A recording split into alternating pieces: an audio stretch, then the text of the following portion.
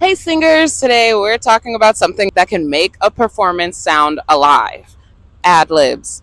You've heard them in gospel, R&B, soul, pop, jazz, and worship music. Those extra runs, phrases, echoes, and emotional moments that happen around the melody, that's adlibbing. But here's the thing. Great adlibs are not random. They're musical, intentional, and connected to the song. So, in this episode, I'm going to show you what adlibs actually are, where they came from, how they work in a song, and how to create adlibs that sound musical instead of messy. Let's get into it. The main melody is the conversation, and the adlib is your reaction to that conversation. For example, if the melody is I need your love, and the adlib might sing softly, your love, oh yeah, I need it. Notice something important. The adlib is still relating to the melody. It supports the message rather than fighting it. Three common forms of adlibs: echo adlibs, repeating part of the lyric; answering the lyric with a new phrase; melodic adlibs, using notes, riffs, runs, or vocal sounds instead of words. A beginner mistake is trying to do all three at once. Start with one simple echo. It's like jumping into double dutch. You need to get that rhythm first. You need to get your feet wet. That's what helped me a ton because ad-libbing used to actually scare me a ton. So where did ad-libs come from? Ad-libbing has deep roots in African and Black American music traditions, especially call and response. In spirituals, gospel music, blues, and jazz, a leader would sing a phrase and the group would respond. Over time, singers began adding personal experiences between phrases.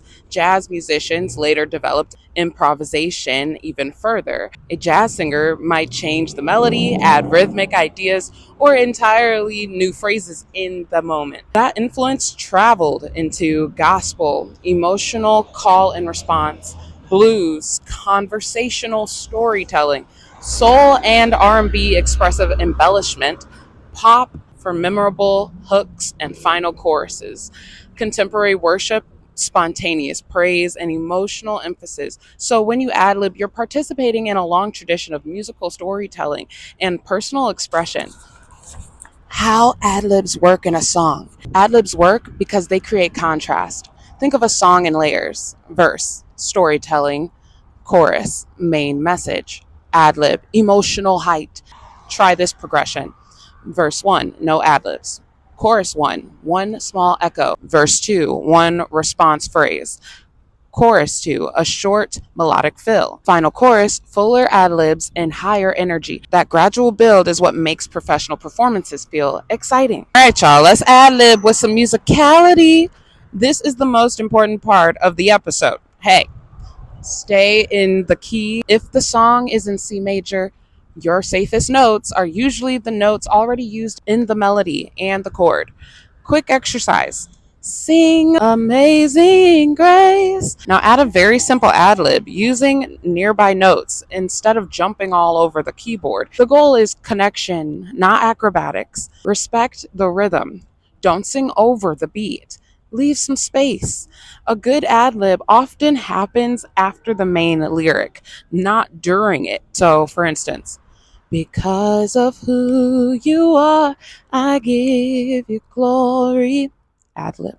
Because of who you are, I give you praise. Ad lib. Because of who you are, I will lift my voice and sing.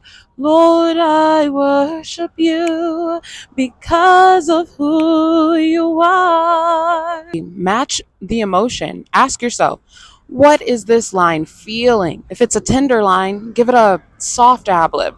If it's a celebratory line, give it something bright.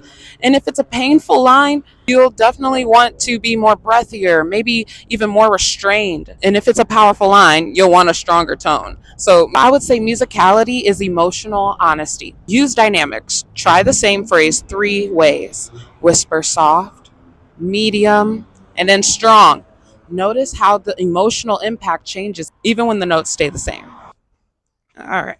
Well, let's practice together. Sing this and repeat after me. Let's practice together. We got level one. Let's start with level one singing Billie Jean. And we have to do an echo ad lib. Ready? Billie Jean is not my lover. Billie Jean is not my not my lover. That's where my echo is. Not my lover. Right after. Billie Jean is not my lover. Level two. Response. Billie Jean is not my lover. Billie Jean is not my lover. Go, Billie Jean. That's a response. Level three. Melodic. Billie Jean is not my lover. Whoo! Level four. Combine with space. Billie Jean is not my lover. She's just a girl who claims that I am the one. You know you did. Your kid's not my son. Says I am the one breaking my heart, baby. It's not my son. Or go, Billie Jean. Jean is not my. She's not above the scene.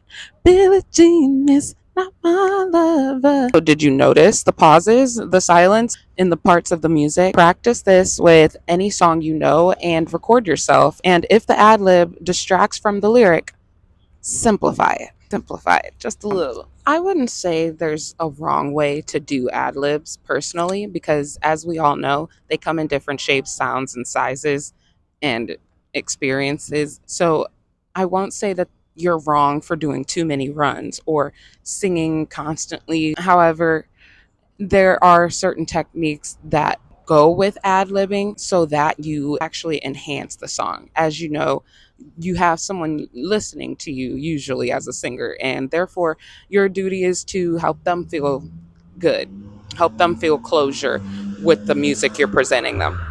And in order to do that, you got to respect the craft and try to have some intention with what you're providing. So I'm not going to say these are the wrong things to do, but here are some things to keep in mind. You can possibly do too many runs. Okay. Runs are very intricate and extremely detailed at times, as well as they do require a lot more effort and it can sometimes be heard.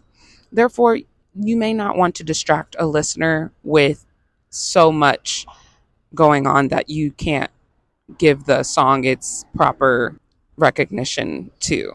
You don't want to distract from the song, basically. And then you have singing constantly.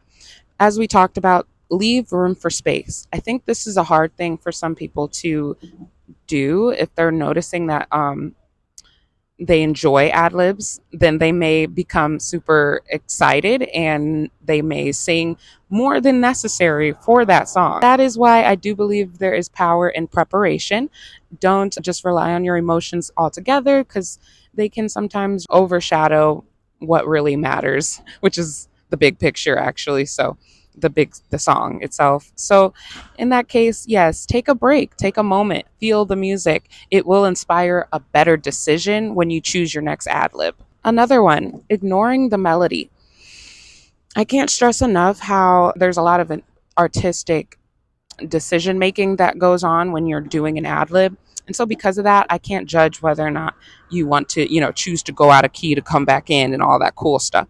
Right? We have jazz artists and singers that have obviously mastered that kind of agility, and because of that, it's if it's done correctly, done with musicality, it can be done. You do not have to necessarily stay in the register of the key to enjoy a fun improvisation, but just keep in mind that it isn't necessary at all, and there are plenty of ways to wow a person listening to a song with ad libs without that type of risk. Because the thing is pitch can be a risk, and you can step out of bounds and struggle to get back in line, struggle to get back on pitch. And lastly, copying another singer. Exactly, I'm guilty of this one.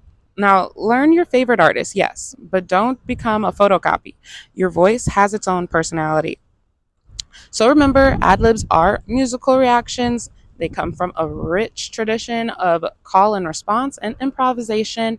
They work by creating contrast and emotional build. And the best ad libs are in key, in rhythm, emotionally connected, and spacious. This week, choose one song and add only 3 intentional ad libs. Record yourself and listen back. That exercise alone can be a dramatic improvement to your musicality. If this video helped you, give it a thumbs up, subscribe to the beloved Davida, and comment below what song are you practicing ad libs on this week. Okay, I want to know because, child, when I tell you, I've definitely gone through my struggle of breaking over my own anxiety when it came to ad libs. But seriously, you have to do them to get used to them, to get good at them. Okay, so don't stop doing what you're doing, singers. I'll see you in episode 9. Bye, guys. Davida, I'll sing it for you so you don't mess it up. It's not hard, you only choose to not say